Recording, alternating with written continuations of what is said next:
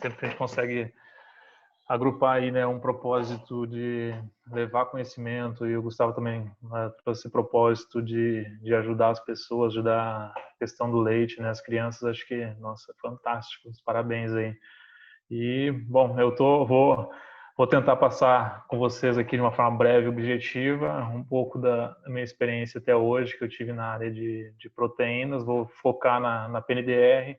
Alguns momentos vou ter que entrar um pouco em PDR, um pouco de carboidrato, porque tudo tá conectado. Então, mas vou tentar ser o mais breve e objetivo possível, e no final eu fico aberto para discussões, sugestões. Acho que cada um, pelo que eu vi aqui, é um grupo bem seleto. Acho que cada um tem muito a contribuir aí também. Eu vou compartilhar minha tela aqui. Se vocês tiverem com problema de ouvir meu áudio ou a tela, vocês me avisam no grupo aqui, ou mesmo no áudio, que a gente ajusta o que for necessário.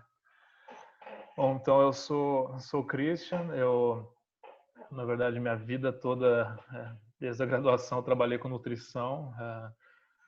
Quando vim para o mestrado, conheci o Gustavo. Ele já estava um pouco mais adiantado que eu.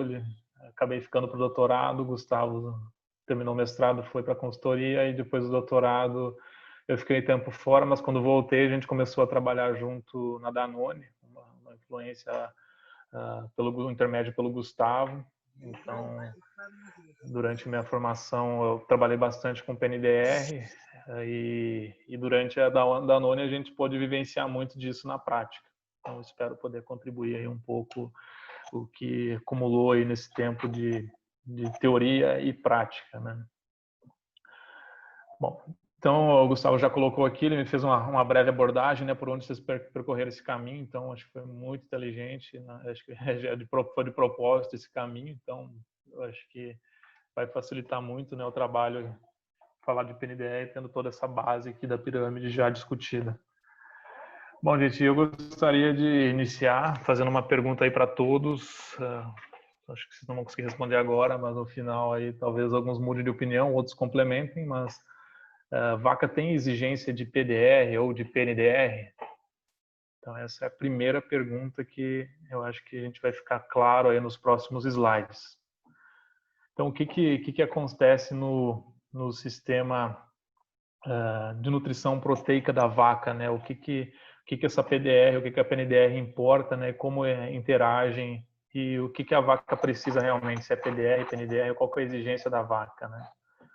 Então, de uma forma bem básica, bem rápida aqui, acho que muitos de vocês já viram esse esquema, né? Que o alimento chega no rumen, a proteína que é degradada pelos micro-organismos, né? A gente classifica lá como proteína degradável no rumen. Então, nós temos proteína verdadeira, fontes de proteína verdadeira, por exemplo, farelo de soja, que tem a maior parte dele é a proteína disponível no rumen, então vai ser liberado para os micro-organismos.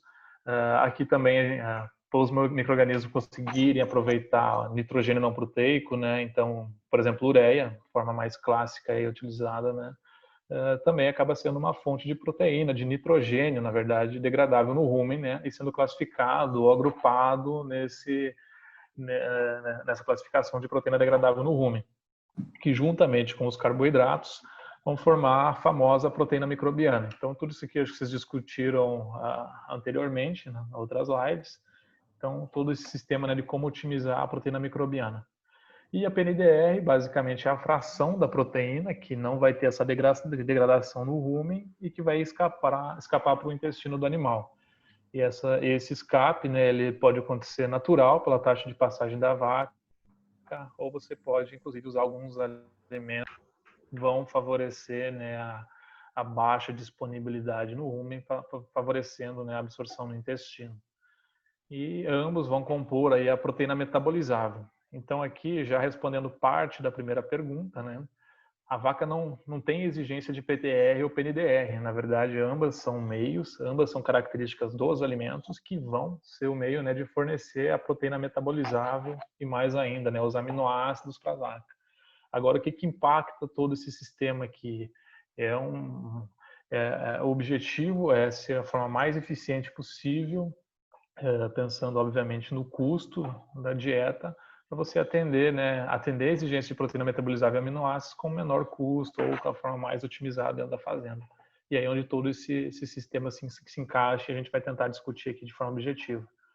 E aí também tem proteína de descamação do epitélio intestinal, né, que a gente chama de endógenas, que o animal vai acabar absorvendo os aminoácidos dessas proteínas, né, compõem uma parte, né, eles compõem a proteína metabolizável, mas aí a gente nem considera um fator de discussão, né, o foco aqui realmente é PDR e especificamente dessa live de PNDR.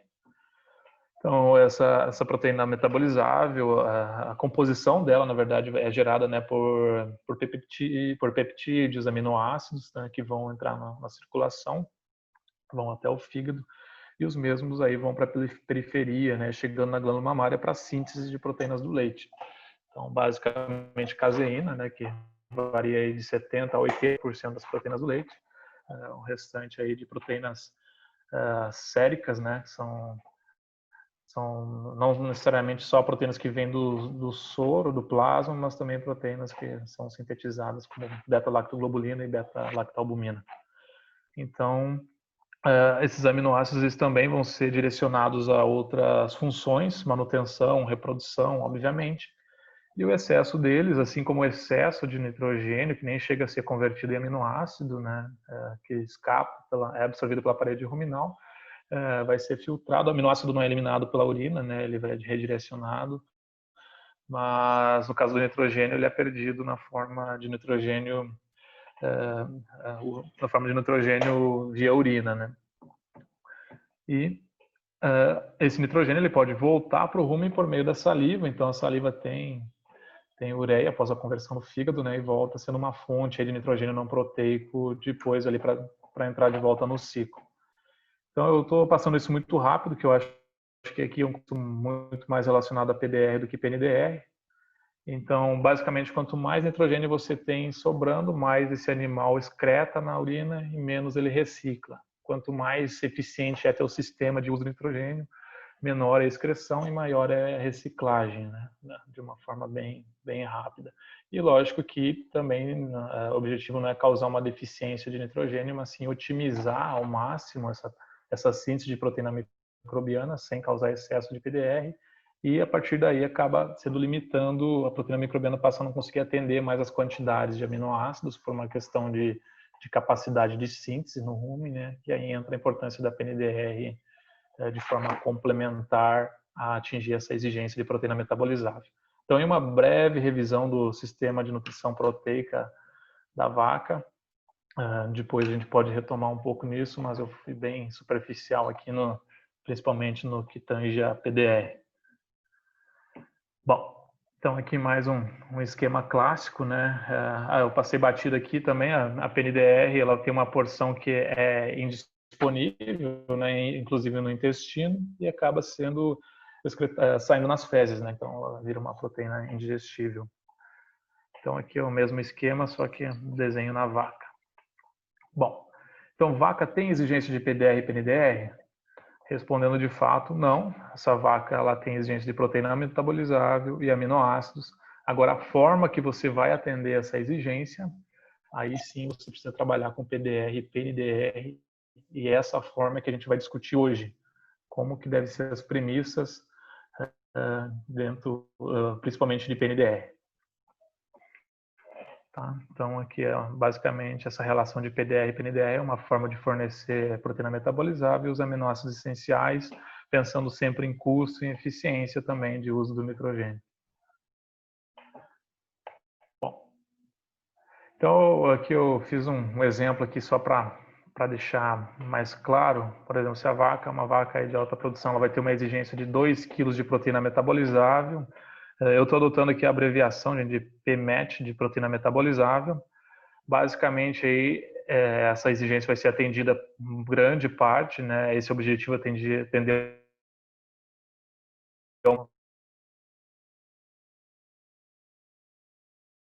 mais nitrogênio no rumen, essa proteína microbiana limitar, né? E você vai precisar suprir a diferença para a exigência atingir quilos só nesse exemplo, né? Não importa o número, mas é entender o conceito aqui também. E por que antes de mais nada, antes de entrar de fato na PNDR, por que o objetivo sempre, a gente fala antes de proteína microbiana, fala antes de PDR, fala antes, todos esses conceitos antes de entrar em PNDR, né? Então, vocês viram aqui que eu já falei várias vezes PDR, proteína microbiana, PDR, proteína microbiana. Primeiro, que é uma forma mais eficiente e barata de você fornecer aminoácidos para a vaca. Segundo, o perfil de aminoácidos, né, o valor biológico do mesmo, ele é mais próximo da caseína do leite, então que é basicamente o que determina a exigência de lactação. Então o perfil desses aminoácidos da proteína microbiana ele é mais próximo da exigência quando comparado a outras fontes.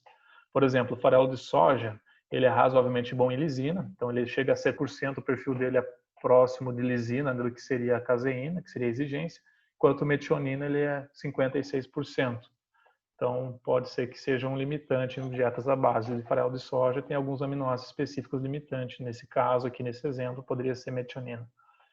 Já a proteína microbiana, na média, é a que mais se aproxima quando comparada a todas as outras fontes. Então, toda estratégia que objetiva limitar a proteína microbiana, pensando ou em fornecer PNDR, não é uma estratégia eficiente, não é uma estratégia economicamente viável. O raciocínio é exatamente o oposto.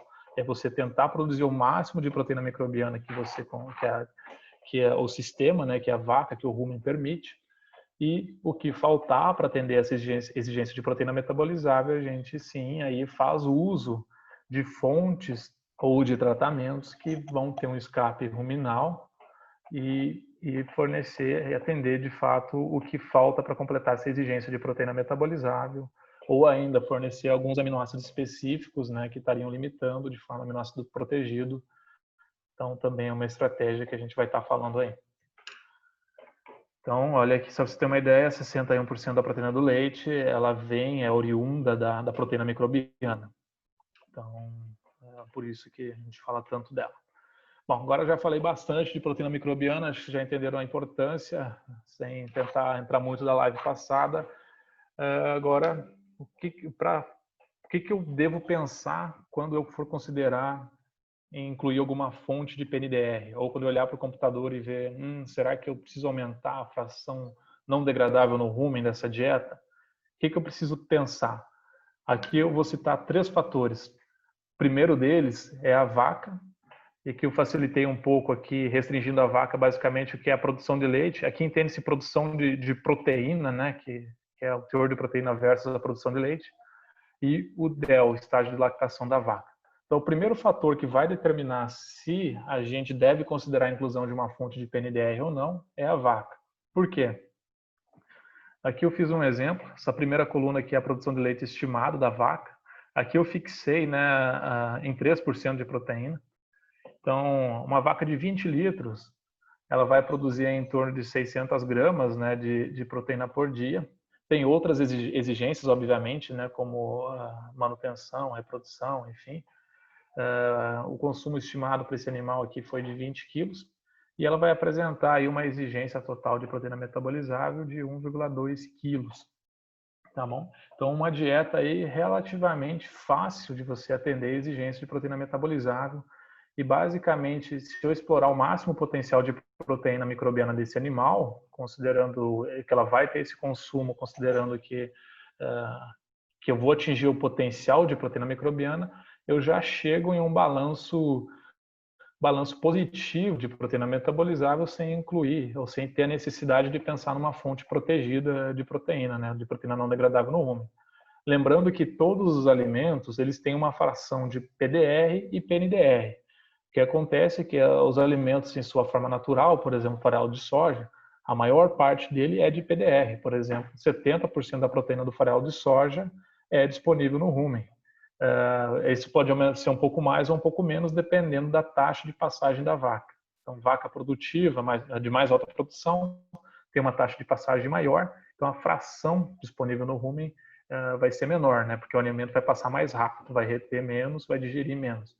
Agora, vacas de menor produção vai passar menos rápido, né, com menor velocidade o conteúdo pelo trato gastrointestinal do animal.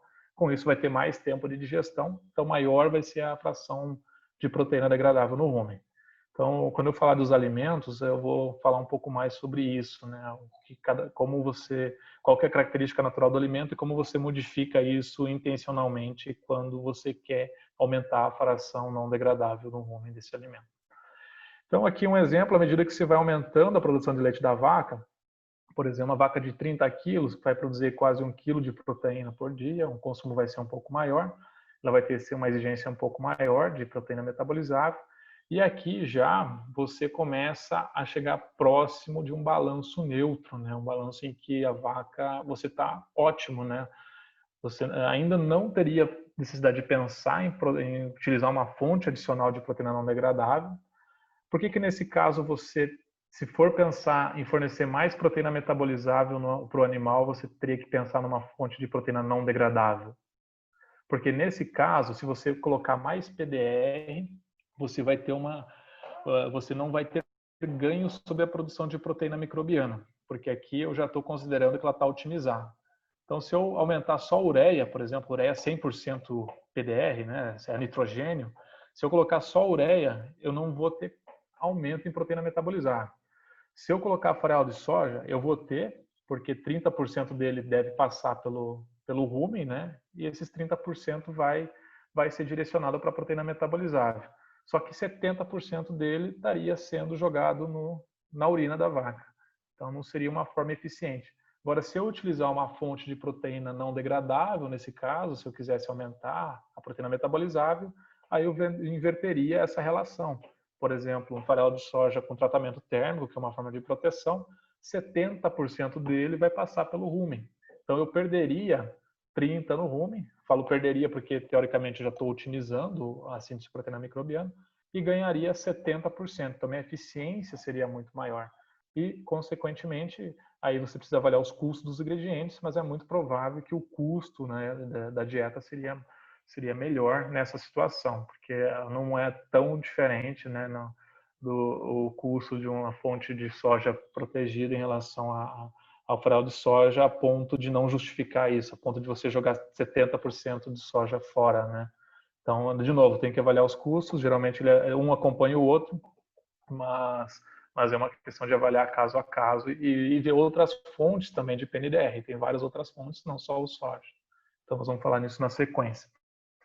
E aí, a partir daí, quando a vaca começa a produzir 35 litros em diante, aí, de fato, esse animal está tendo balanço negativo de proteína. Ou seja, está faltando proteína metabolizável para atender a exigência desse animal.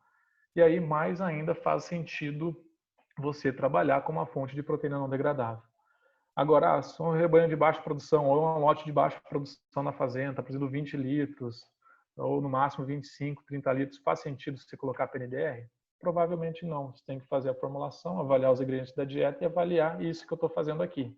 Nesse exemplo, faria sentido aí provavelmente de vacas que produzem 35 litros pelo menos, porque começa a faltar aqui nesse balanço. Tá bem? Então, eu vou seguir tocando aqui, mas acho que depois a gente pode voltar aqui, dependendo das dúvidas do pessoal. Então, por exemplo, eu devo olhar só a produção de leite? Não. Por exemplo, se for uma vaca que está produzindo um leite com 3,4% de proteína, isso seria equivalente a uma vaca com 26 litros. Então, por exemplo, uma vaca com 26 litros com 3,4 de proteína estaria na mesma faixa de exigência que uma vaca de 30 litros com 3% de proteína. Então, por isso que eu digo, o fator que vai determinar é a produção de proteína por dia. Então, é o fator aí que determina a exigência produtiva desse animal por proteína metabolizável.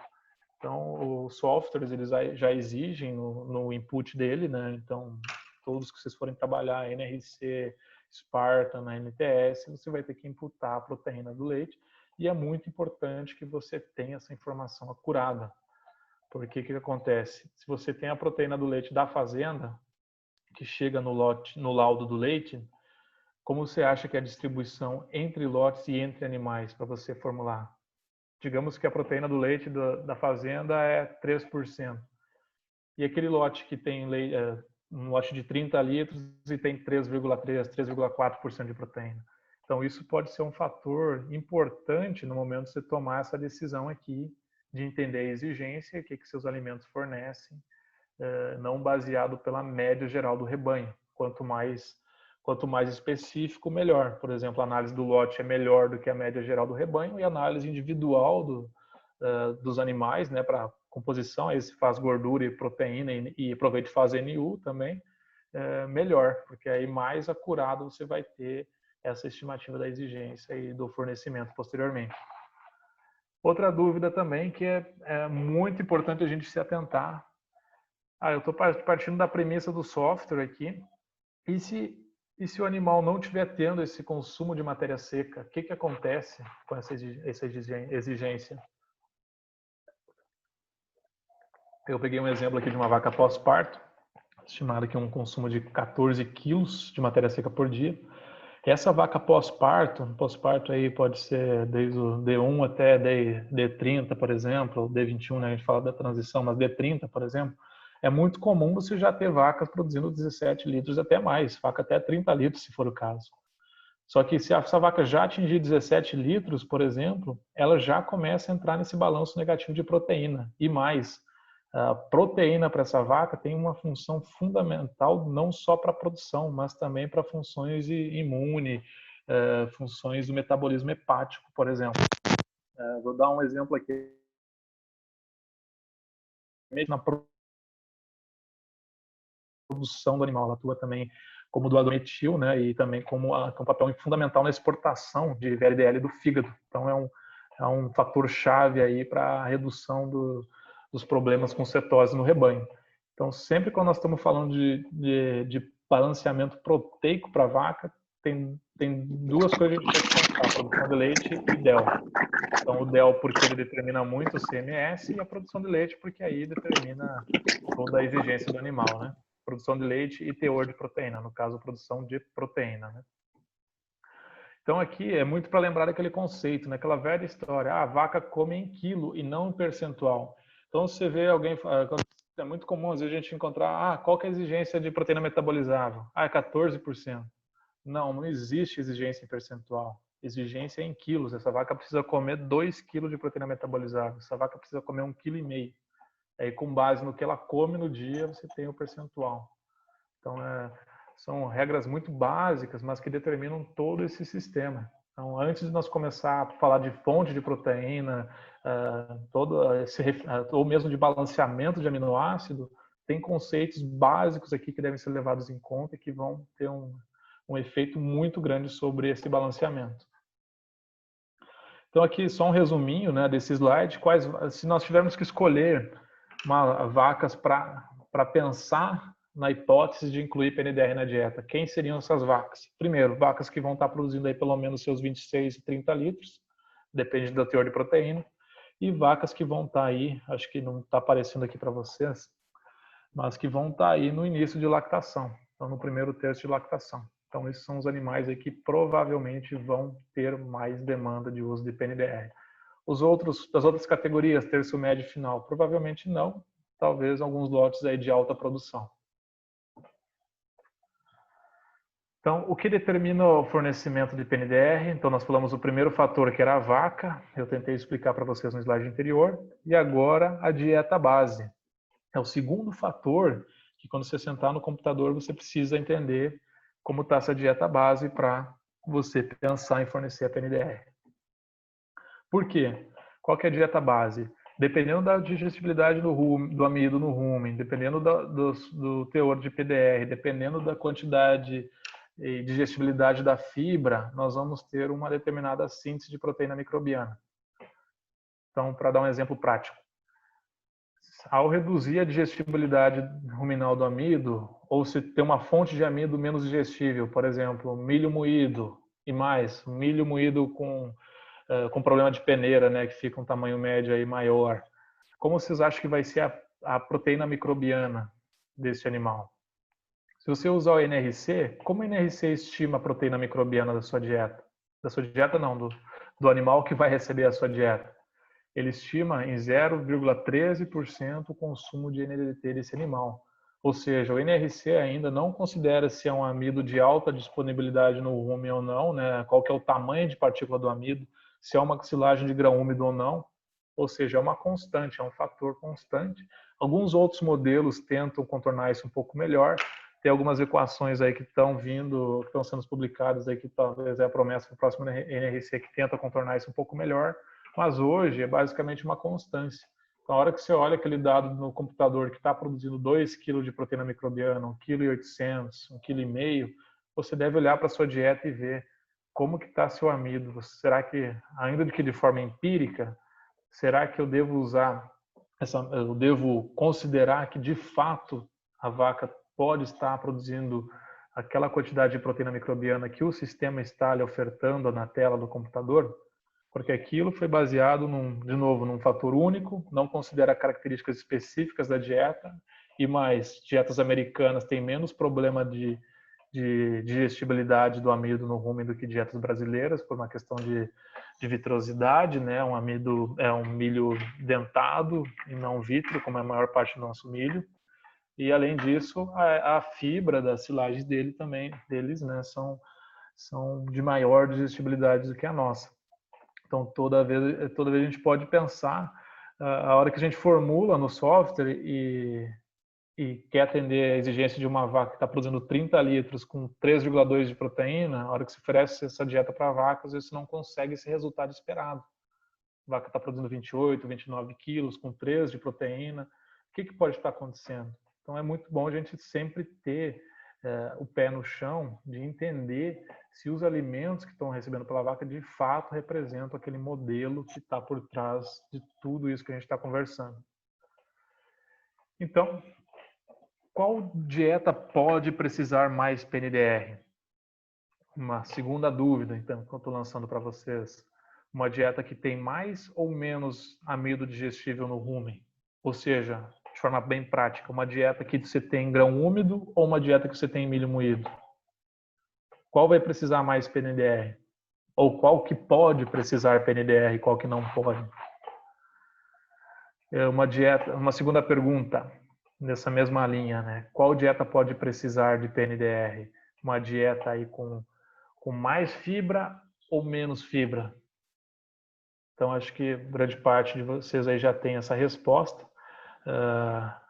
De forma... Oi? Ô, Cris. Pode falar. Aprofunda um pouquinho mais o raciocínio. Só vou pegar um gancho que eu gostei. Mostra-se às vezes que é no menos que ela é mais. Só amarra isso aí, eu gostei, no filé. O Gustavo cortou um pouquinho, não consegui mostrar que... Amarra que é no menos do PB que ela é mais. Isso aí tá um filé. Adorei. No menos do PD que ela é mais. Tá, eu vou tentar explicar aqui se eu entendi, mas aí você pode ficar totalmente à vontade aí, ou alguém do grupo também, para fazer qualquer sugestão adicional ou correção. Às vezes, numa situação que o limitante, o PDR está explorado na situação melhor, pensar num aminoácido pode ser a saída. Você já viveu isso aí do meu lado, num rebanho de mais de 1000 vacas. Sim, sim. Não, exatamente. Bom, então a questão do aminoácido ele pode ser uma alternativa também, né? Aí, como eu falei, logo no início eu falei, né? Ou você pode optar por um aumento de proteína metabolizável por meio da PNDR, ou se o seu modelo está indicando que um aminoácido específico está limitando aquela dieta, você pode fazer o uso daquele aminoácido e corrigir o barril, né? Que é o barril dos aminoácidos que eu vou mostrar logo na sequência. Bom, então... vou tentar entrar um pouco nessa linha que o Gustavo comentou, mas, de novo, gente, acho que é muito importante vocês contribuir, até porque o que eu estou falando aqui não é regra, nem certo nem errado, é uma experiência, então é muito legal a gente poder trocar experiência, que eu acho que é aí que a gente constrói o melhor caminho. Bom, de fato, se nós for avaliar de forma binária um ou outro, a dieta que vai ter mais, a primeira pergunta, né, a dieta que vai ter o amido mais digestível no rumen, é provável que ela tenha menos necessidade de PNDR, porque ela vai produzir mais proteína microbiana. Então, acho que é um pensamento binário e lógico. E o mesmo para a dieta que tem menos fibra, vai produzir mais proteína microbiana, porque o amido é mais fermentescível, né? A fermentação é mais rápida do que a fibra, né? Se nós tiver que optar entre um e outro, que é o que a gente aprendeu na graduação, né? É assim, mas se nós pensar num modelo complexo, num rumen aí que tem centenas de milhares de bactérias que interagem, o que vai otimizar a síntese de proteína microbiana é o equilíbrio entre os dois. Então, nem um extremo, nem outro. Por quê? Então, esse é um slide de um levantamento, de um estudo bem bacana que mostrou, ele tentou correlacionar aqui a síntese de novo dos ácidos graxos com percentual de proteína do leite. Opa, o que tem a ver ácido graxo da síntese de novo no rumen com proteína do leite? Não tem nada a ver, não é causa e efeito, é só uma correlação. Qual que é o parâmetro que está correlacionado aí? Que quanto mais proteína você pode ter no rumen, maior é a síntese de novo, né? Porque maior quantidade de aminoácidos vão estar sendo biohidrogenados, né? Nesse mecanismo. E, ao mesmo tempo, mais proteína vai estar sendo formada. Sintetizados, né? De novo, acho que vocês viram os conceitos na aula de lipídio, é a síntese dos ácidos graxos de cadeia curta e média no rumen, né? Então, quanto mais bactéria você vai ter, mais ácido graxo da síntese de novo vai ser formado e mais bactéria vai passar para o intestino, ser absorvida e ser fonte de proteína metabolizada. Então, o que isso quer dizer? Qual que é o principal fator que vai fazer essa curva ter uma linearidade ascendente, né, mostrando essa correlação? De novo, não é causa e efeito, são fatores correlacionados apenas. É o consumo de matéria orgânica fermentescível. O que isso quer dizer? Eu aumentar a digestibilidade do amido é legal para a proteína microbiana? É legal. Eu aumentar o teor de amido, o teor total, é legal? É legal. Só que se eu fizer isso até certo ponto, em um determinado limite em diante, o consumo dessa vaca começa a cair. Então você começa a ter menos substratos para a síntese de proteína microbiana. Então, lembrando que a gente sempre pensa em quilos e não em percentual, quando a gente fala de exigência, de nutrição, a quantidade de quilos de proteína microbiana que está sendo gerada com o menor consumo é menos do que a quantidade em quilos de uma dieta que está balanceada para a digestibilidade do amido no rumen e um teor mínimo de fibra fisicamente efetiva, né, que otimize o consumo, que otimize a ruminação, que otimize todo esse sistema. Tá bom? Então é um pouquinho complexo aqui, doeu um pouco para explicar, mas de fato qual que seria o ideal?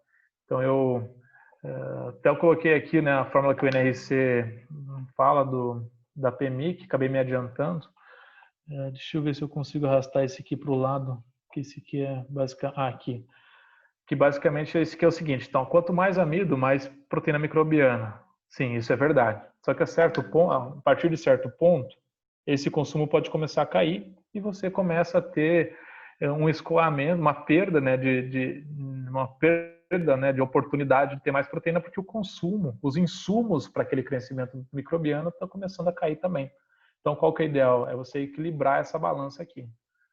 Então, é lógico que não é o caso de reduzir o teor de amido da dieta, ou muito pelo contrário, você tem que otimizar ao máximo o teor de amido digestivo no rumen, mas com o cuidado de não ter queda excessiva de consumo, de ter acidose, porque vem outras consequências, como perda de produção e perda inclusive de proteína, porque você não está otimizando o sistema.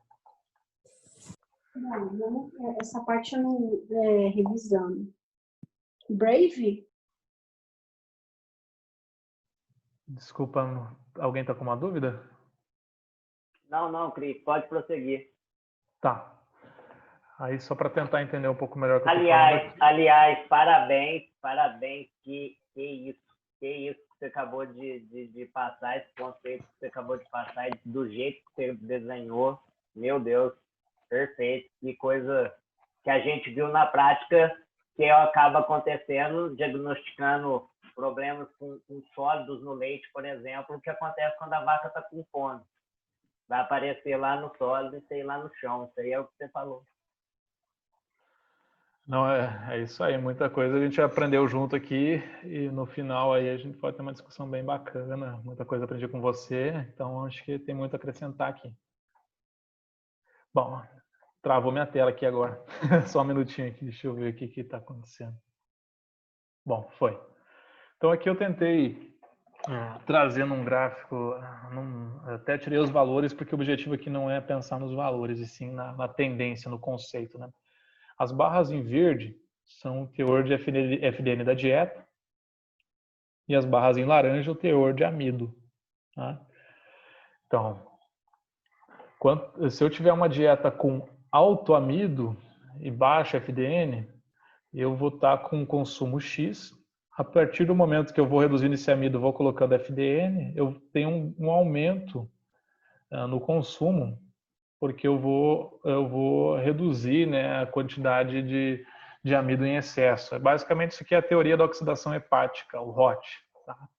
Só que, se eu seguir nessa tendência, eu vou limitar o consumo por fibra e, mais ainda, vou limitar o consumo de energia da vaca, porque fibra é menos digestivo que amido, né? Então, não sou louco de partir para frente nessa linha aqui, porque eu vou perder leite, vou perder um monte de coisa aqui. Então, o segredo é a gente achar esse meio termo aqui e a gente vai tentar discutir um pouco mais sobre isso, porque aqui é onde vai estar o máximo de matéria orgânica fermentescível no rumen, que é onde eu vou ter a máquina de produzir proteína ali microbiana, tá bom? Então, se eu for do meio aqui para a esquerda, eu vou precisar mais de PNDR. Ok, eu posso atender a exigência de proteína metabolizável, não tem problema, só que vai doer mais no bolso. Ou teria chance de fazer isso de forma mais barata. Se eu for mais do meio para a direita, a mesma coisa. E além disso, vou perder leite porque vai faltar energia. Por mais que tenha proteína, eu vou jogar a proteína fora porque vai sobrar proteína, mas porque não vai ter energia. Então, assim, outro fator, eu sou um pouco ansioso, vou adiantando as coisas, era para falar isso no final, mas outro fator que determina a entrada de aminoácidos na glândula mamária é a energia. Então, não adianta eu atender a exigência de proteína metabolizável se a exigência de energia não estiver sendo atendida. Quer dizer, adianta, mas adianta pouco. Eu vou jogar aminoácido fora se eu fizer isso. Então, aqui a gente tem um trabalho bem legal. Vou passar aqui muito rápido. Vocês já devem ter visto isso em fibra. Basicamente, aqui tem um percentual de matéria seca que deve ser retida na peneira de 8 milímetros da Penn-State, que otimiza o pH no rumen aí, fica entre 20% e 30% de retenção nessa peneira, para a gente ter um pH em torno de 6,1, que é um pH aí que está próximo de uma otimização da eficiência ruminal. Tá? Então, passando bem rápido. Bom, entrando agora na parte de modelagem, eu trouxe aqui um artigo, ele fez uma avaliação do modelo do NRC e propôs novas equações. Essas equações, inclusive, era para entrar no novo banco de equações ali do novo NRC, que era para ter vindo no ano passado, não veio. Esse ano, não sei se vai vir, acho que não, talvez 2021. Então, o que acontece? Interpretando esse gráfico louco aqui, gente, então, o eixo Y é a quantidade de nitrogênio microbiano que está sendo produzido, ou seja, proteína microbiana, né? Aí tem dois eixos X, né? O primeiro é de PDR e o segundo de amido digestível no rumen. Então, qual que é a lógica aqui? Quanto mais PDR, quanto mais amido digestível no rumen, teoricamente, mais proteína microbiana eu tenho, tá? Só que vejo que tem um limite aqui de amido digestível no rumen. 5,5, então isso que não deve ser linear, a partir de certo ponto deve começar a cair, e o mesmo para PDR. Então, qual que é o conceito aqui? Adianta eu querer colocar 4 quilos de proteína degradável no rumen em uma dieta que tem 1,5 quilos de amido digestível no rumen? O que vai acontecer com a minha proteína microbiana? Vai estar aqui na faixa menos de 200 gramas de nitrogênio por dia. O contrário também é verdadeiro. Adianta eu querer fazer PDR aumentando o amido lá nas nuvens e fornecer baixa PDR e querer fornecer PNDR? Até pode adiantar, mas o custo disso vai ser muito mais alto. Então, o que você deve considerar quando você for pensar em PDR e PNDR para a vaca, né? Então, não tem jeito, gente. Tem que associar PNDR com PDR, porque uma é a consequência da outra, né? Então, você tem que pensar nesse sistema integrado aqui. Então, das dietas brasileiras, de modo geral, assim, a recomendação de PDR pode variar de 9 a 12% da matéria seca. Eu fiz aqui, pegando as equações que gerou esse gráfico aqui, para dietas com 30% de amido, dieta base de milho moído, com 60% de digestibilidade ruminal, consumo médio aí de 21 quilos, que vai dar em torno de 3,7 quilos de amido digestivo no rumen. Tá? O teor médio de PDR para essa dieta seria em torno de 10,5% de PDR da matéria seca. Se eu aumentar o amido, tem que aumentar a PDR. Se eu reduzir o amido, tem que reduzir PDR e aumentar a PNDR, senão vai faltar proteína metabolizável. Então, basicamente, é essa a lógica, é um sistema integrado. Bom, o terceiro fator que vai interferir na sua escolha de PNDR, né, é a fonte de PNDR. Então, se eu vou usar ou não PNDR, na dieta, como eu falei, vai depender de 3 fatores. O segundo é basal, e o terceiro é a fonte que eu tenho disponível. Então, aqui, basicamente, as equações do NRC, que estimam PDR e PNDR. Então, são frações aqui, fração A, rapidamente disponível, fração B, potencialmente, ou seja, pode ser disponível ou não, dependendo da taxa de digestão e taxa de passagem do animal. E a PNDR pode ser calculada também por uma fração indigestível, que é a C, a potencialmente digestível, versus aí em função, né, da taxa de passagem, de novo, do animal e a taxa de digestão. Então, a fórmula vocês não precisam decorar, isso o software faz para vocês. Agora, qual que é a lógica por trás da fórmula é muito importante entender. Então, por exemplo, de novo eu fiz uma tabelinha aqui então, para tentar exemplificar para vocês. Uma vaca de 20 litros, ela vai ter uma taxa de passagem baixa. Então, isso aqui é 2, 3% por hora. E se o farelo de soja, eu estou usando o farelo de soja porque é a fonte proteica mais comum para a gente aqui, né? Esse farelo de soja pode chegar até 90% de degradação no rumen. Esse 90% é da proteína, tá? 90% da proteína do farelo de soja pode chegar a ser degradado no rumen, se tiver uma taxa de passagem baixa. Então, de novo, o foco não é em números, é mais um conceito mesmo. E o restante vai ser PNDR, o restante da proteína. À medida que eu aumento essa taxa de passagem, e como eu aumento a taxa de passagem? Basicamente, a vaca que produz mais, come mais, passa mais rápido. Ou seja, eu aumento a taxa de passagem. Por exemplo, vou lá para uma vaca de 40 litros, eu já posso reduzir essa PDR para 70%. Vou para uma vaca de 60 litros, eu posso reduzir essa PDR para 50%. Ou seja, de forma, pode ser até de forma não intencional, mas uma vaca de alta produção, que tem farelo de soja na dieta, já recebe ali, de certa forma, a PNDR, né? Só pela própria taxa de passagem dela. Mas, de novo, pode não ser suficiente, a gente tem que suplementar. Ou provável que não seja suficiente para essa vaca de 60 quilos. Então, basicamente, a gente passou de 35 litros, o software já deve acusar a deficiência de proteína metabolizável na maioria das dietas, né? Então, não é regra geral, mas é muito importante ficar atento a isso. Então, falando de fonte de PNDR, primeira forma de você ter uma fonte de PNDR é você tratar os farelo de soja, que é o farelo de soja tratado termicamente, né? Então, o que acontece esse tratamento mais alto, né, do farelo de temperaturas mais altas, entre 150 e 190 graus? A PNDR, que antes do farelo de soja era de 30%, passa aí a ter 50%. Oi? Alguém fez um comentário? Não? Então, esse tratamento térmico ele vai complexar a proteína, né, fazer uma forma de proteção, vai passar a ser 50% a 70% de PNDR e o restante PDR. Então, basicamente, você inverte essa relação PDR e PNDR com o tratamento térmico. E aí você tem produtos comerciais no mercado, né, que vende farelo de soja tratado termicamente. E aí, de novo, a mesma regrinha lá, mas invertendo essas relações, né, porque o tratamento térmico fez você inverter essa posição aí de PDR e PNDR. E aqui, o tratamento térmico ele é muito legal, que ele aumenta a PNDR, porém o tratamento térmico em excesso, ele complexa tanto a proteína que começa a indisponibilizar aminoácidos. Então, por exemplo, quando você chega próximo a 200 graus, você já começa a indisponibilizar, aqui o exemplo é a lisina, que é o principal aminoácido do farelo de soja, né? Você já começa a ter maior quantidade de lisina saindo nas fezes. Então, você protege tanto que nem o intestino consegue dar conta. Nem o abomaso o intestino consegue dar conta. Então, tem um meio termo aí ideal.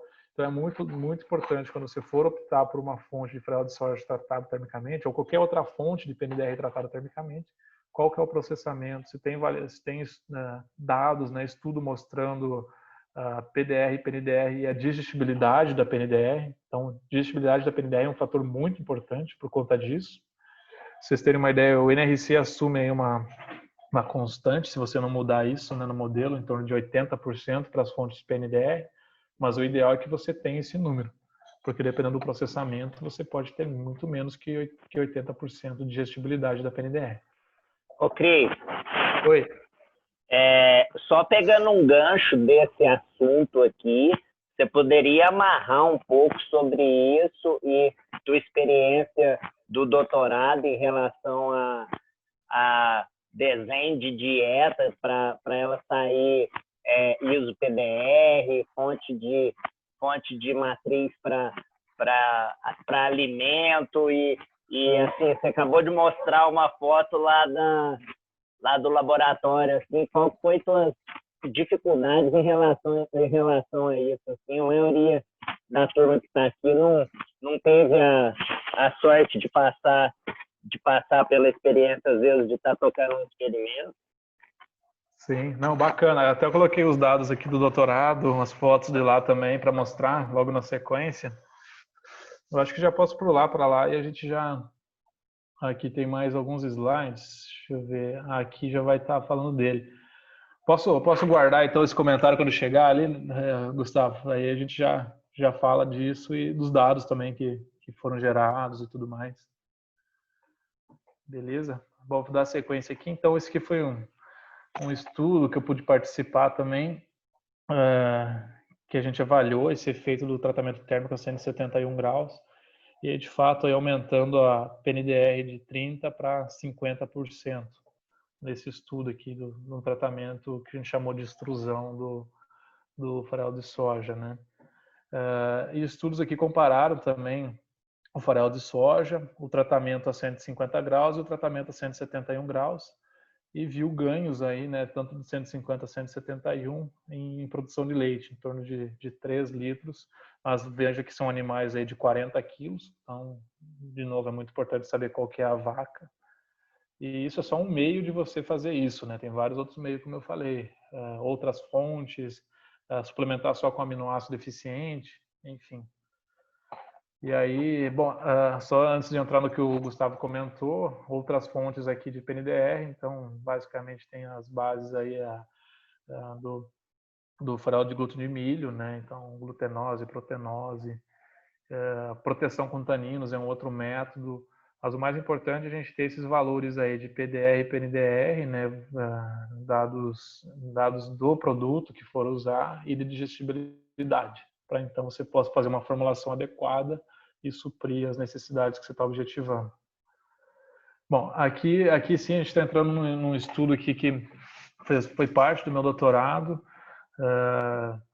que foi a parte do experimento com as vacas, foi no laboratório do professor Renault, que foi orientador do Gustavo.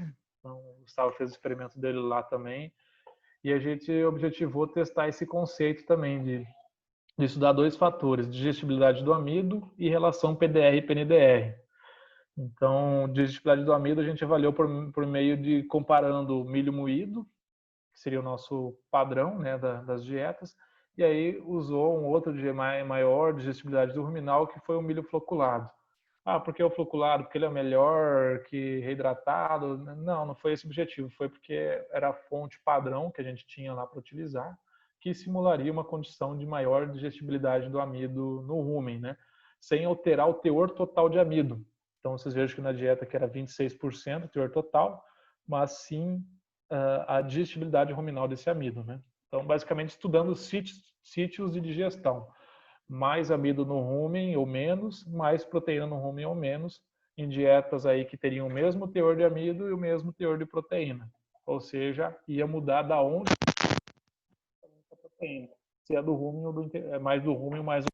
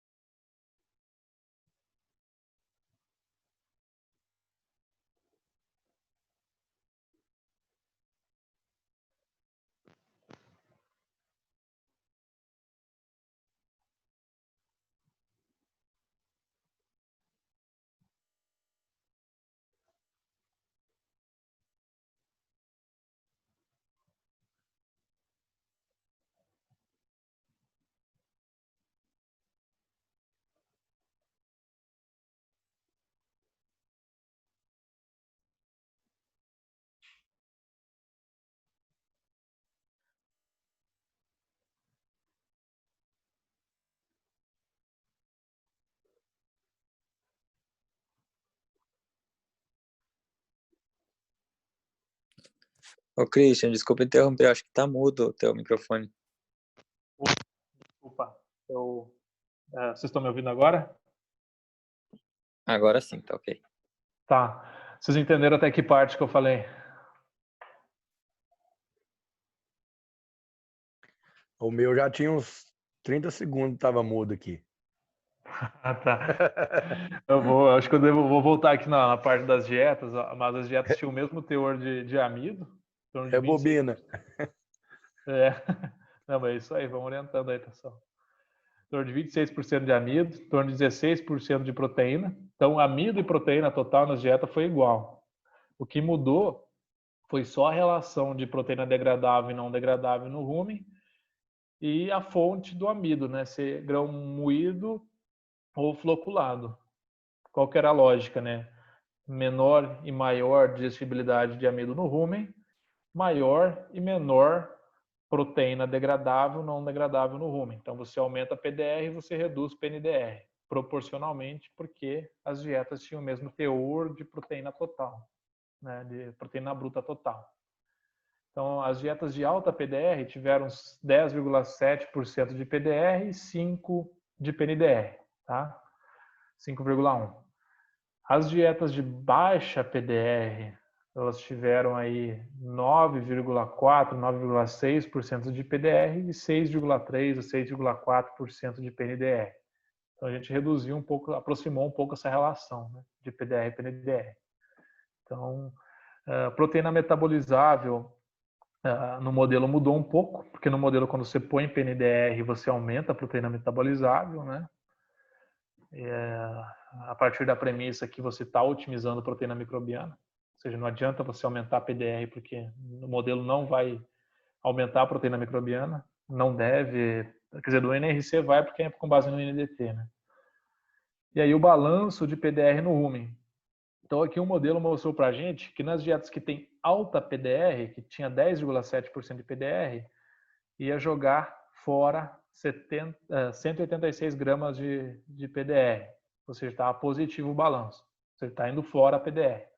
Nas dietas que tinha baixa PDR, né, 9,4, o modelo estava dizendo para a gente, ó, tá faltando PDR no rumen, você precisa incluir mais. Mas a gente falou, não, estou ciente disso, vamos ver se você está certo o modelo.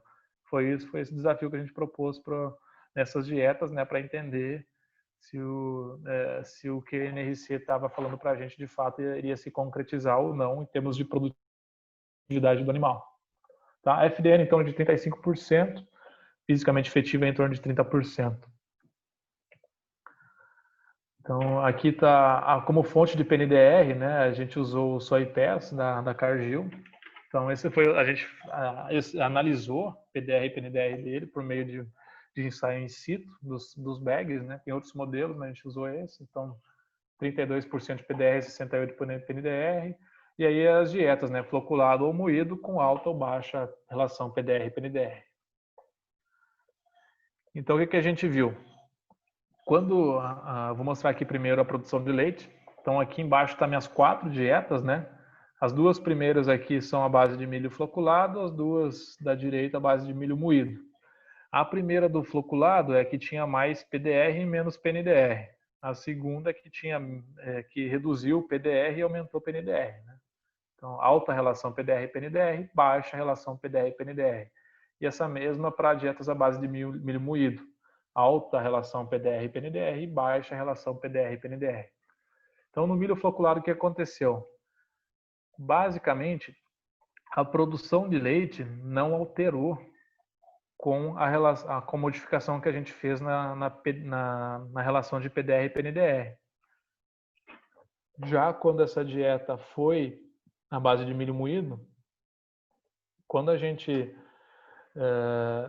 ofereceu alta relação PDR e PNDR, a produção de leite aí reduziu em um pouquinho mais de 2 litros por vaca por dia.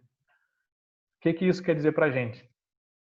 Que quando eu tenho mais amido no rumen, no caso do floculado, eu posso forçar mais a PDR, inclusive um pouquinho acima do que o modelo está indicando, né? O balanço estava 180 gramas de PDR positivo. Teoricamente estava indo fora, né? Mas não teve ganhos com a PNDR. que quer dizer? Que quando a gente incluiu a fonte de PNDR, né, para reduzir essa relação, não houve aumento na produção de leite, porque provavelmente a exigência de lactação de PNDR, de proteína metabolizável, estava sendo atendida com os outros ingredientes básicos, a proteína microbiana. Já quando a digestibilidade, quando a fonte de milho foi o milho moído, quando a gente usou alta relação PDR e PNDR, caiu 2 litros. O que isso quer dizer? Quer dizer que não adianta botar nitrogênio lá, porque o que está limitando é o amido, não é o nitrogênio. Então, se eu colocar uma alta relação lá, vai fora. Agora, se eu reduzir essa relação PDR e PNDR, ou seja, colocar mais PNDR, aí a vaca responde em 2 litros, porque vai completar a proteína metabolizável, a exigência de proteína metabolizável que estava faltando, muito, muito ligado com aqueles exemplos que eu mostrei no início para vocês lá. Então, essa foi a primeira informação que a gente obteve. Sempre quando for pensar em PDR e PNDR, pensar também qual que é a fonte de amido que você está trabalhando. Aqui, em termos de produção de proteína, né, quilogramas por dia, houve só efeito da relação PDR e PNDR. A gente não observou efeito da fonte de amido. Então, a gente achava que com floculado ia ter algum efeito, mas não observou isso também. E aqui, um dado interessante também que vale a pena mostrar para vocês é deixa eu só arrastar aqui mais para baixo, é a perda de nitrogênio na urina em relação ao consumido.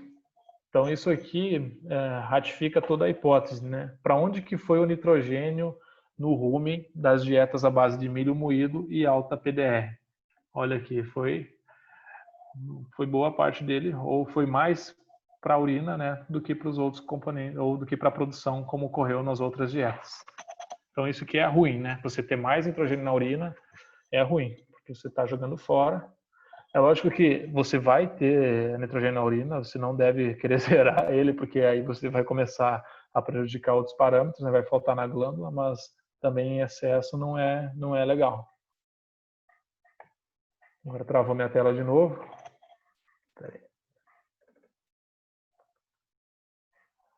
Aqui o efeito, o valor de P. Então, o valor de P de interação deu uma tendência em mostrando isso que eu estou falando para vocês, que jogou mais nitrogênio fora na dieta à base de milho moído e alta relação PDR e PNDR. Bom, e aí, gente, eu já estou meio que indo para o final, até para não tomar muito tempo de vocês, fechando uma hora aí que a gente combinou com o Gustavo. É só proteína metabolizável que importa? Então, é muito importante, sempre a gente tem a oportunidade de pensar nos aminoácidos também. Então, principalmente naqueles que pode estar limitando, né? Que você vê no modelo que está limitando. E aí você tem 2 jeitos de querer jogar essa linha do barril para cima, né? Ou seja, fornecer mais proteína na glândula mamária, ou seja, sintetizar mais proteína na glândula mamária, ou seja, aumentar o teor de proteína do leite.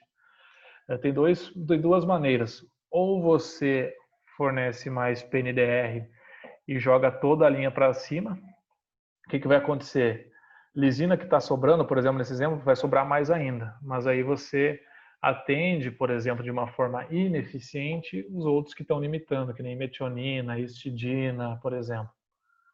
Ou você joga somente o aminoácido limitante e joga essa linha para cima do mesmo jeito.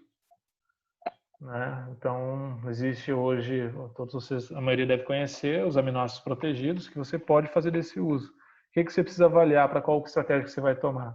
Primeiro é custo e segundo, quais são os benefícios extras que você pode ter. Tá? Então, não existe certo ou errado. Lógico que sempre que você pode otimizar a eficiência, o aminoácido sempre vai ser mais eficiente biologicamente, né? E você não está aumentando os outros que já estão em excesso. Mas você precisa avaliar essa bioeficiência econômica aí para ver se bate e tomar a melhor decisão para a fazenda ou para aquele lote. Às vezes, para um lote, é melhor você exceder os outros com a PNDR. Para um lote específico, é melhor você fornecer só a metionina. Então, é complicado. E, às vezes, em fazenda, a gente não consegue fazer isso, né? Porque a dificuldade de fazer lote é grande. Então, só para finalizar aqui, existem 3 aminoácidos que geralmente podem ser limitantes nas nossas dietas. Lisina, dificilmente, porque a gente usa farelo de soja como fonte base proteica das dietas. Casos extremos em que você use pouco farelo de soja, pode faltar lisina, mas é difícil. Metionina pode ser um aminoácido limitante. E histidina também. A gente ainda não tem fonte comercial de histidina protegida, mas já tem estudos. Eu vou mostrar um estudo aqui depois qual eu tive a oportunidade de participar também. Mas basicamente seriam esses três. Então, por exemplo, de novo, aquela tabelinha lá do perfil de aminoácidos, né? Então, farelo de soja, ele é relativamente bom em lisina, relativamente bom em histidina, mas ele pode ser deficiente em metionina. Então, talvez aí a chance de faltar metionina é muito maior do que a chance de faltar lisina e histidina. Caso falte lisina e histidina, qual que é o caminho lógico? É você aumentar a farelo de soja, ou farelo de soja tratado termicamente, né? Se a PTR estiver já no limite. Caso falte metionina, você tem dois jeitos. Ou faz isso aumentando também lisina e histidina e jogando fora, né? Para aumentar aquela régua que eu falei para atender a metionina. Ou você suplementa só com a metionina e aumenta a régua do mesmo jeito e não põe mais lisina e mais histidina fora. Tem que avaliar custo. Então aqui de novo, barril. Então aqui um exemplo que se você suplementar com a metionina, ou no caso na histidina, aqui está faltando metionina e histidina, você pode aí aumentar a sua régua do barril e aumentar um pouco, fazer um aumento aí da produção de proteína por dia do animal. Tá? Então, suplementação, vamos falar, vou focar aqui para ser mais rápido em suplementação com metionina. É o aminoácido mais estudado. Eu sei que não é para eu falar de aminoácido, mas acho que vale a pena, porque tá tudo ligado ao sistema proteico, né? Então, só para nós finalizar aqui. Ô, Christian, Oi. O Gobeço não tá aqui não, fica à vontade. Não, mas vai ser rápido aqui. Não, o Gobeço não tá aqui não, fica à vontade. Sim, sim, mas aqui é só para chamar a curiosidade, depois se quiserem a gente foca mais na discussão. A suplementação com metionina ali, ela aumenta, de modo geral, de 0,1 a 0,2 unidades percentuais de proteína do leite. Tem casos que aumentam um pouco mais, depende muito do tamanho da deficiência. Então aqui você precisa ver se você recebe por bonificação de metionina, de proteína, e se compensa o custo. Tem estudos que mostram que pode aumentar o teor de gordura. Então, tem várias teorias aí, não vamos entrar nessa discussão aqui ainda, mas uma delas pode ser por atuação no metabolismo energético. Quando você suplementa com a metionina, você pode ter a opção, por exemplo, de reduzir um pouco o teor total de proteína da dieta, caso os outros aminoácidos esteja limitante. Né? Então, você vê lá que a lisina está sobrando, os outros estão sobrando, você pode reduzir um pouquinho o teor de proteína total da dieta e colocar a metionina e deixar, a gente chama de balanceamento, muitos chamam de nutrição de precisão. Eu tenho um pouco de preconceito com esse termo, mas acho que a gente, para ser preciso, tem que melhorar muito ainda. Não é com um aminoácido que se vai aumentar essa precisão ou com esse ajuste grotesco. Primeiro, a gente precisa saber a estimativa de proteína microbiana, que até hoje ninguém sabe como fazer isso direito. Então, enquanto a gente não fizer isso, acho que não tem nutrição de precisão. Então, é só um comentário, uma brincadeira à parte aí. Então, você pode fazer isso. Então, assim, não estou falando que isso é bom ou ruim, gente. É decisão que você pode fazer, é uma decisão que você, como técnico, vai ter na fazenda e pode ser uma estratégia que você pode considerar e adotar. Eu não faria redução de proteína total no pós-parto e nem no... primeiro, porque PDR no pós-parto pode ser importante, né? Você pode, se você limitar PDR no pós-parto, você pode limitar o consumo. E consumo no pós-parto é tudo, né? Então, eu teria cuidado. E além de que, tem estudos que mostram, estudos mais recentes que mostram para a gente que a exigência de proteína metabolizável das vacas no pós-parto, recomendadas pelo NRC, está subestimada. Então, provável é que numa nova versão do NRC aumente essa exigência de proteína metabolizável. Quanto incluir? Vai depender da biodisponibilidade e aí você vai ter que avaliar o custo-benefício. O ideal é que você ajuste a relação lisina e metionina para 2,8 a 2,95 de lisina para cada unidade de metionina. Tá? Então, isso é ideal. Você precisa ver custo-benefício e biodisponibilidade.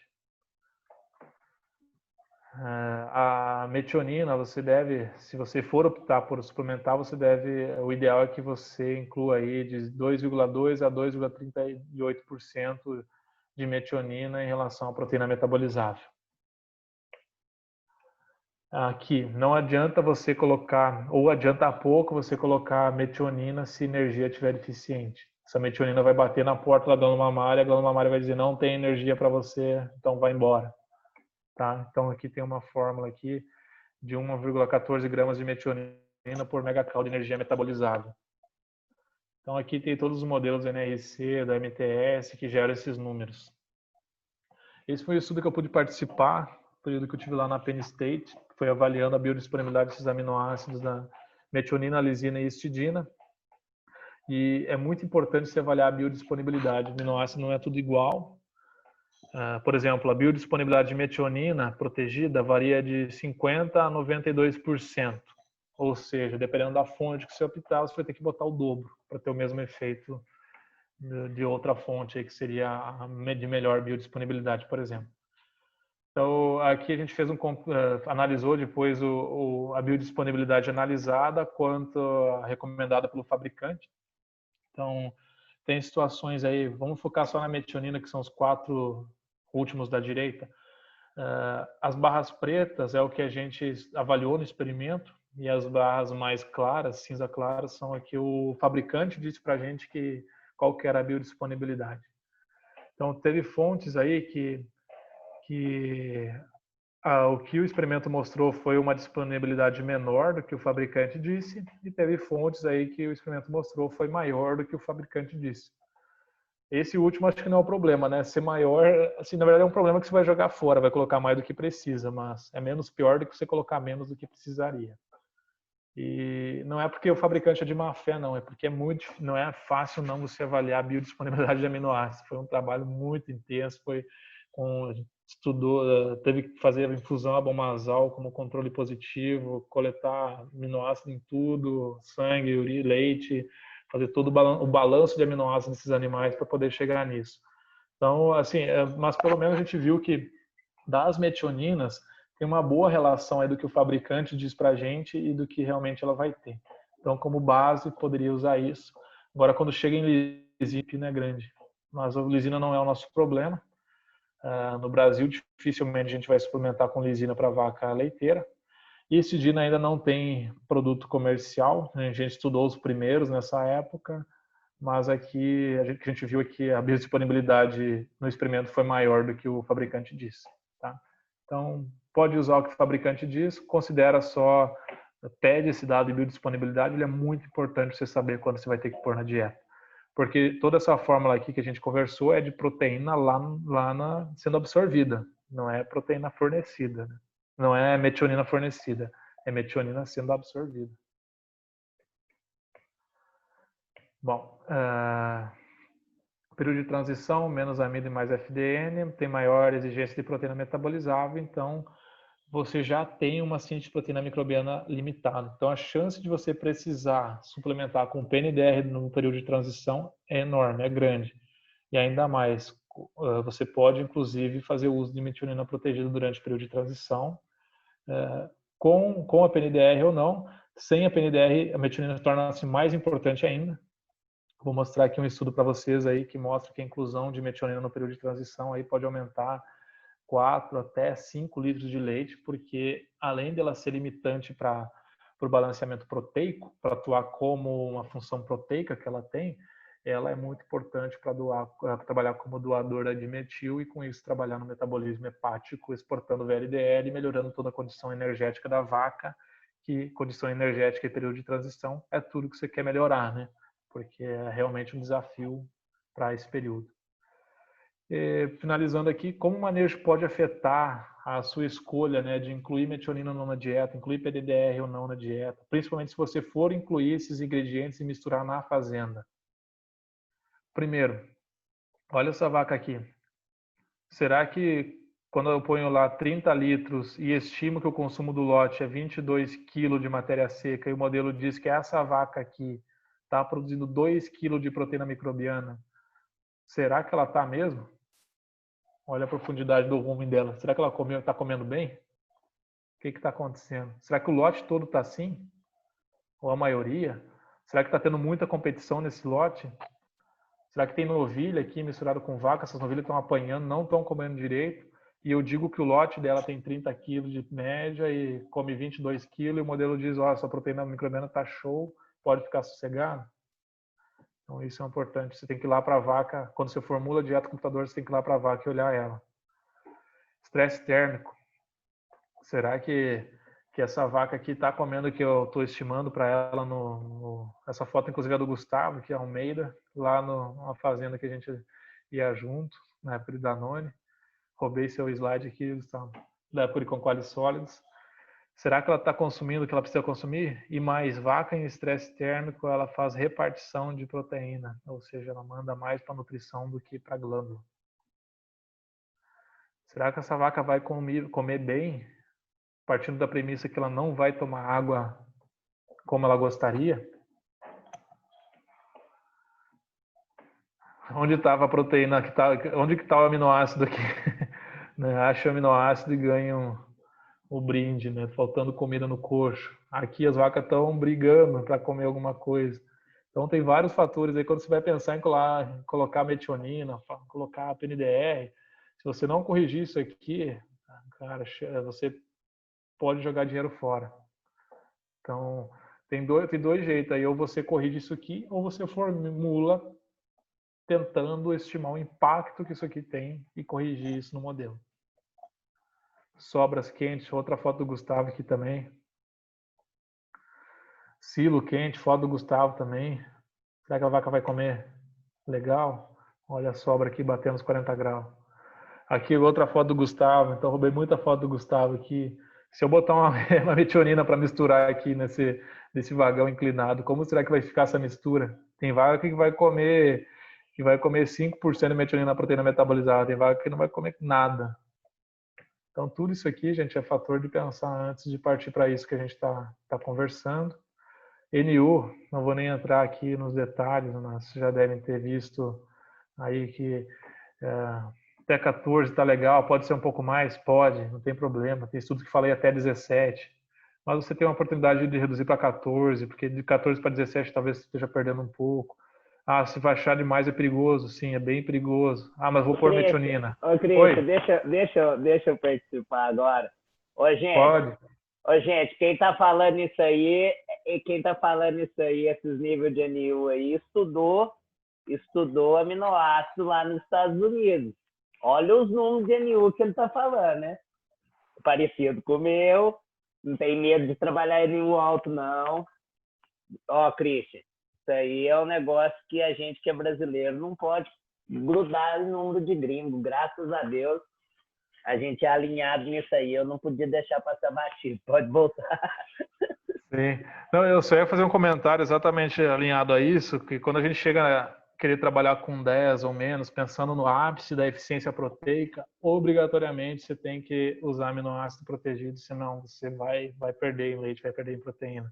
E tem gente que adota esse conceito sem essas premissas, né? Simplesmente importa um conceito americano e não sem entender as diferenças que existem em dietas, né? Por exemplo, a farinha de sangue o americano usa. Fonte de PNDR para o americano não é problema algum. Então a chance dele conseguir fazer uma eficiência boa em relação a gente é muito maior. Se a gente for fazer isso, cara, pode balancear os aminoácidos aí, senão você vai reduzir a produção dessa vaca e a proteína do leite dela também. Então, considerações finais. Primeiro, sempre otimizar a PMIC. Então, não comece a dar sequência no que a gente falou aqui sem otimizar a PMIC. Segundo, atenda a exigência de proteína metabolizável. PNDR é só um complemento, precisa avaliar se é necessário. Olhe o balanço de aminoácidos. Veja se você vai precisar ajustar algum aminoácido, ajuste de dois modos, né? Ou você aumenta a proteína metabolizável total, com menos eficiência, ou você suplementa com aminoácido limitante, caso você tenha um ou outro aminoácido limitante nesse momento. Se for vaca pós-parto, trabalhe a proteína metabolizável um pouco acima da exigência do NRC, tá? Então, isso já tem estudos que mostram aí. E sempre que possível, na vaca pós-parto, se é uma vaca que vale a pena você pensar em metionina, é nessa vaca aqui. Tá? Então, se você for querer começar a implantar a metionina numa fazenda, comece pelo período de transição, pós-parto, ou até vaca de alta produção. Você precisa ver se você vai ter lote que permita, né, fazer isso. Comece por essas, porque elas respondem muito bem. Para as outras, você tem que pensar 2 vezes e fazer muita conta aí para ver se vale a pena, por meio da bonificação da proteína do leite. E aí pode valer a pena ou não, dependendo do laticínio que você vende o leite e dependendo do custo do fornecedor de metionina. E lembre, biodisponibilidade. Não adianta ter baixo preço e baixo de biodisponibilidade. E avalie erros de manejo, né, para fechar todo esse ciclo aqui. Que foi aquelas fotos que eu mostrei para vocês. Corrija o que não for possível corrigir imediatamente, formule sabendo desses erros. Bom, gente, meu e-mail está aqui para quem tiver alguma dúvida. Desculpa se eu acabei passando o tempo aí, um assunto que eu gosto, empolguei. E fico aberto para discussões aí com vocês.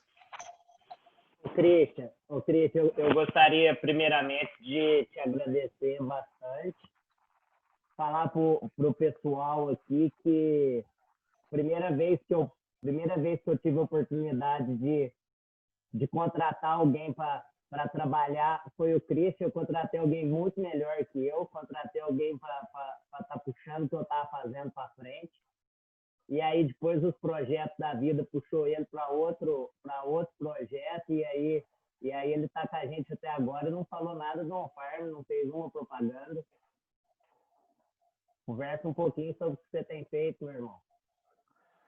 Então, quando eu saí da Danone, eu comecei um projeto com o Farm, né? A gente fundou um Farm em 2018 e foi um desafio muito grande para mim por 2 motivos. Primeiro, que saiu um pouco da área que eu entendia um pouco, que era a nutrição, e fui para uma área que eu entendia muito pouco, que é a qualidade do leite. Mas a proposta da on-farm era muito mais que qualidade do leite, né? Não dependia de uma área específica. Basicamente, a proposta da on-farm é levar o diagnóstico para dentro da fazenda. Então, qualidade do leite era só o primeiro pezinho que a gente estava colocando daquilo, tendo base no know-how de todas as pessoas que estavam ali, né? Que é o professor Marcos Veiga, o Eduardo, que são pessoas aí com um pé muito mais na qualidade do que eu. Eu conheço um pouco, então para mim foi um desafio, mas eu tinha uma base também um pouco em qualidade, principalmente com qualidade sólida. A gente pensava muito em sólidos, mas sólidos também é qualidade. E o Laerte, que era da Clínica do Leite, a gente acabou fundando a on-farm sem perspectiva nenhuma. Na verdade, a gente acreditava muito no propósito, né? Mas não tinha uma expectativa, nenhuma garantia de que ia dar certo. Então, a gente começou com um sistema de diagnóstico microbiológico na fazenda, então cultura na fazenda, que identifica aí rapidamente os micro-organismos que está causando a mastite. Então, dentro de 24 horas, você sabe qual que é a bactéria que está causando a mastite clínica na vaca, e você pode proceder com o tratamento mais adequado ou não proceder com o tratamento. Por exemplo, 30%, 40% das mastites clínicas a vaca cura sozinha. Quando você faz a cultura, o resultado dá negativo. Então, tanto que o produtor economiza aí em redução de antibiótico, em descarte de leite, é muito legal. Tem depoimento aí muito bacana pelo propósito de otimizar o uso racional na fazenda. E aí, esse foi o primeiro pé. Graças a Deus a gente cresceu muito desse 1 ano e meio para cá, então a gente está com o sistema aí em 600 fazendas então, que usam, e a gente, como propósito era levar ferramenta de diagnóstico dentro da fazenda, a gente começou com a qualidade, hoje já tem diagnóstico para doença em bezerro, e logo mais a gente deve ter para nutrição, reprodução, então acho que o propósito aí no final das contas todo mundo trabalha pelo mesmo objetivo, né? Que é melhorar a pecuária de leite. Do primeiro laboratório. Exatamente. O Gustavo participou na primeira, foi muito legal. De lá para cá, teve que aprender. Para mim foi um desafio enorme, além de aprender mais de qualidade, tive que aprender a tocar o próprio negócio, tive que aprender muita coisa. E hoje, por exemplo, eu estou num curso de MBA em tecnologia e em negócios, tentando conhecer um pouco de inteligência artificial, de internet das coisas. Então, o que eu aprendi nesses últimos anos é coisa de louco aí, que acho que faz parte do desafio de cada um, né? A gente tem que desafiar a todo momento. A partir do momento que a gente muda o propósito de vida só para ensinar e não para aprender, eu acho que aí a gente entra numa situação que não é legal, né? A gente deve compartilhar o conhecimento que a gente adquiriu, mas sempre buscando em aprender.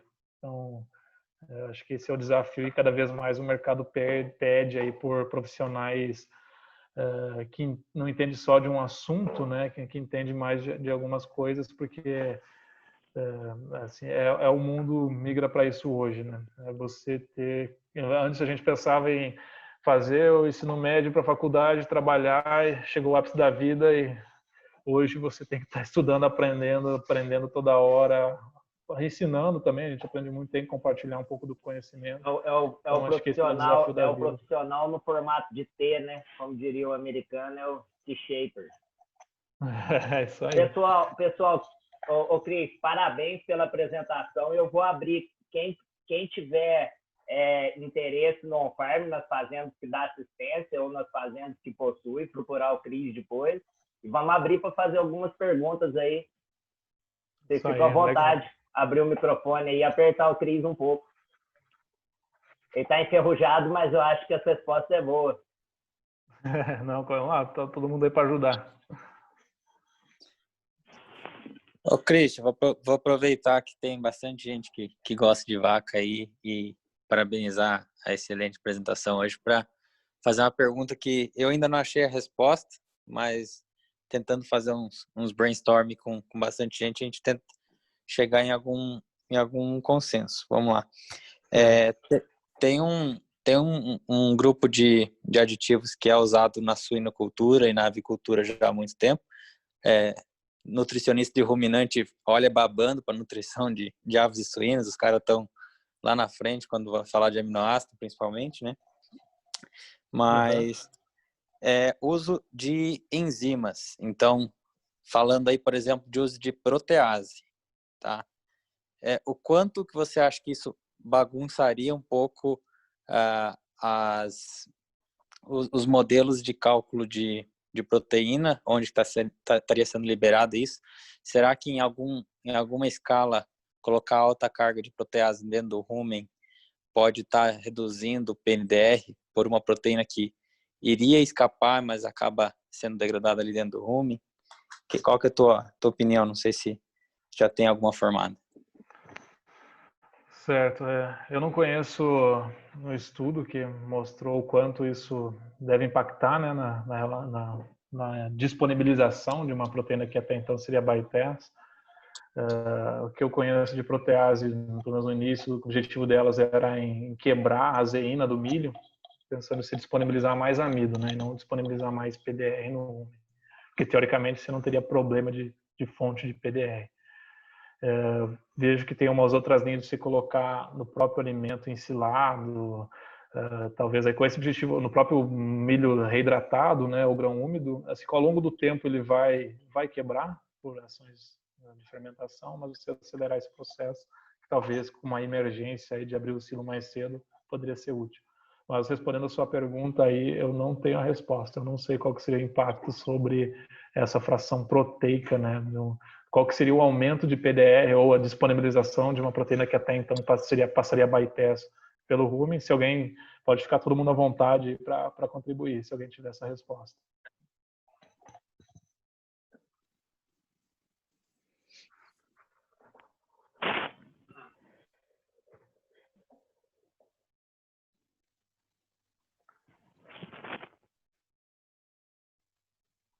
Acho que o Gustavo está falando, mas eu não estou ouvindo. Não, eu não estou falando, não. Eu não faço a mínima ideia do que ocorreu aqui. Ah, tá. Que apareceu para mim, Gustavo Talking. Achei que era talvez meu fone que desse de lá. Bom, você quer comentar mais, Tomer? É mais ou menos por aí. Na verdade, eu vejo muito enzima em ruminante sendo posicionado igual eles posicionam para aves e suínos. Isso eu acho errado. Todo mundo fala, vamos molhar o substrato que está na dieta e colocar a enzima que é necessário para quebrar esse substrato. Eu já acho que o caminho é ao contrário. A gente olhar para as fezes, ver que o ruminante não está conseguindo quebrar e aí colocar enzimas que ele tá em falta, né? Digamos assim. Mas eu não sei o quanto que a gente bagunçaria as equações de predição de liberação de substrato, né?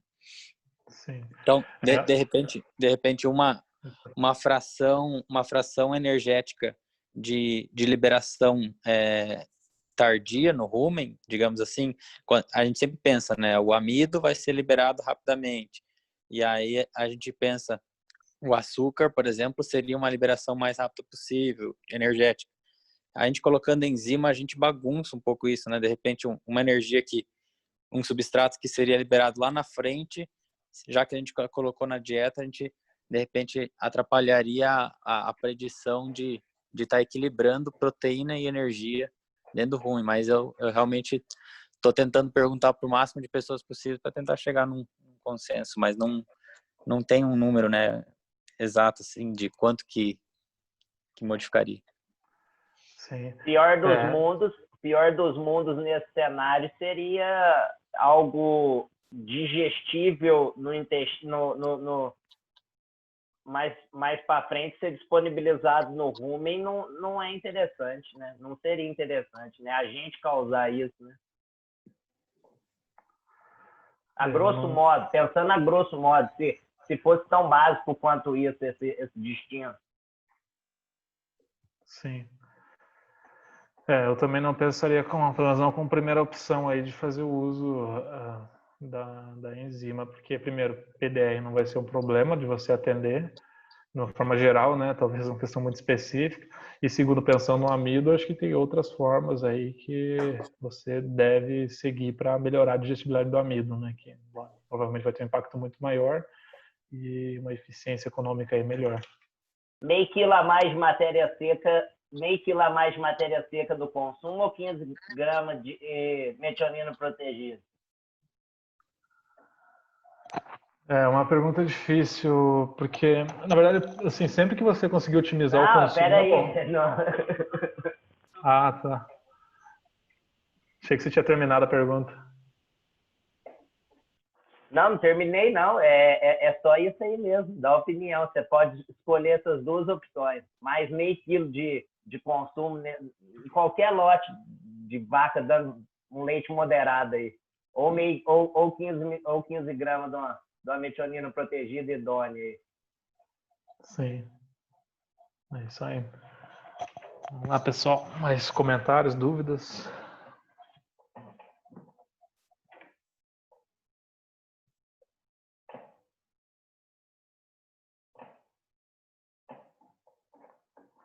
Um de cada vez, senão não vamos conseguir responder todas. Christian, tem uma opinião de uso de proteína microbiana alimentar? Então, por exemplo, usar núcleo de levedura, que tem uma boa passagem para PNDR? Sim, eu vi alguns estudos, mas assim, tudo que se for pensar de suplementar, você tem que avaliar o custo-benefício. Assim, você tem opções. Agora, qual que você vai escolher depende de uma situação de vários fatores, né? Lógico que a levedura ela traz outros benefícios também, então que você pode estar explorando ou buscando esses benefícios e como consequência. Eu pensando na levedura específica, eu pensaria nos benefícios, os outros benefícios que ela traz, e menos como uma fonte de proteína microbiana. Pensando um pouco fora da caixa, tem uma startup agora que eu não sei até que ponto realmente o custo-benefício é bom, mas ela tá querendo criar uma fonte proteica de insetos. E aí eles querem fazer alguns testes em vaca também. Eles fazem criação de larvas, secam esse material e querem fornecer para os animais como fonte de proteína. De repente pode ser uma vertente futura aí. Eu acredito que sim. Eu acho que já tem uma iniciativa para monogástricos. Para ruminante, eu não sei dizer em relação à legislação, né? Bom, se bem que é específica para proteína de origem animal, não teria problema, né? Eu imagino, não conheço a fundo a legislação. Mas, sim, faz sentido. Principalmente citando de gafanhoto que está na Argentina, né? Se vir para cá, a gente é uma boa para startup aí, talvez conseguir capturar. Mas, sim, de fato, todo tipo de proteína, assim, os esforços para você otimizar o uso da proteína, eles devem ser cada vez maiores, tanto em eficiência quanto em fontes, né? Então, estima aí Se você olhar aqueles dados da FAO até 2050, 10 bilhões de habitantes, então você vê que vai faltar fralda de soja, vai faltar milho e soja para a gente, quem imagina para o animal. Então, é um desafio aí, eu acho que tem mercado, toda alternativa que pudesse ser explorada nesse sentido, é um mercado futuro aí que faz sentido.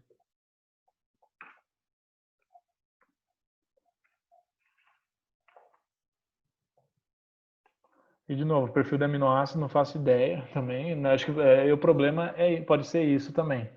Por exemplo, hoje, nos Estados Unidos, né, hoje ainda menos, né, mas qual que é o problema da farinha de sangue? É variabilidade do perfil de aminoácido, variabilidade da qualidade do produto. Quando se trabalhar com inseto, se isso de fato virar, né, eu imagino que vai ter um problema semelhante, porque talvez a composição aminocídica do besouro muda do gafanhoto, então aí vai ser um desafio. Mas eu imagino que até lá a gente também, os sistemas portáteis de análise na própria fazenda vão estar muito mais viáveis, você consegue determinar em loco e ajustar sempre que tiver alteração.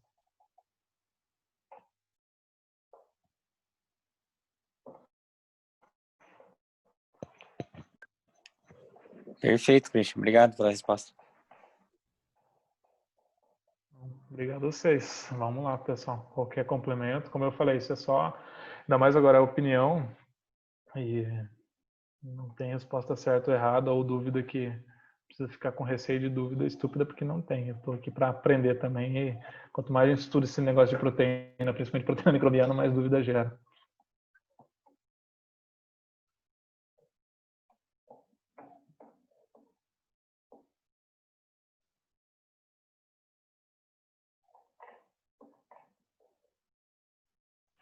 Ô, Cris, Oi. beleza? Eu acho que é isso aí. A gente tá chegando em quase 1h40 aí.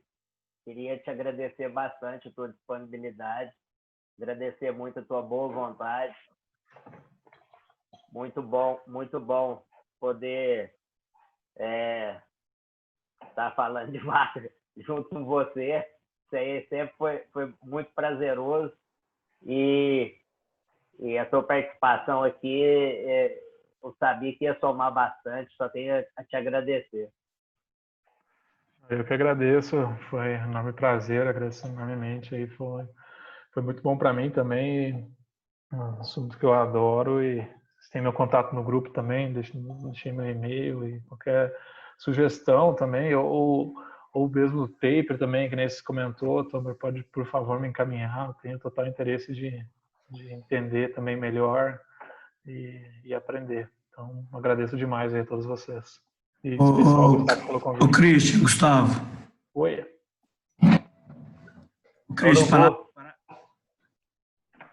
Urubu aqui, beleza? Urubu, tudo jóia, e você? Bom, dá tempo de uma pergunta aí ou não? Por mim, vamos lá. Por mim dá tempo, sim. Pode, Gustavo? Claro. Christian, parabéns pela apresentação, muito boa. Achei bem esclarecedor aí.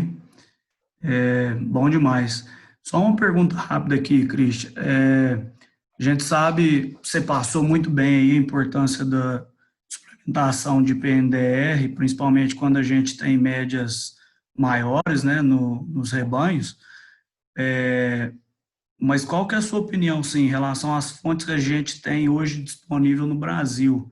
Você acha que tem possibilidade de acontecer, assim, dependendo do tratamento, da gente estar experimentando alguma fonte de PNDR e está perdendo mais proteína passando direto nas fezes, sem ser aproveitada pelo animal? Certo. Pode acontecer, sim. E eu priorizaria, se fosse escolher umas fontes, aquelas que eu tivesse uma informação disso. Assim, qual que é o ideal dos mundos? É você pegar o fralda de soja tratada ou qualquer outra fonte que você queira e mandar para fazer análise, né? Mas é uma dificuldade enorme. Mas se você conseguir, cara, é fantástico. Analisar fração degradável, né? Fazer as frações A, B e C, calcular PDR e PNDR e pedir para fazer a digestibilidade também, digestibilidade intestinal. Tem método in vitro para isso, ajuda, pelo menos você ter uma ideia. E se eu pudesse escolher o ótimo, é você pegar e analisar. Se você não puder, pedir para a empresa o máximo de informação possível, inclusive se tiver estudo científico. Se a empresa não tiver essa informação, ou se tiver, sei lá, uma informação que você vê que a robustez é baixa, assim, eu procuraria conversar com quem já usou, que é cliente daquela empresa, para avaliar as experiências.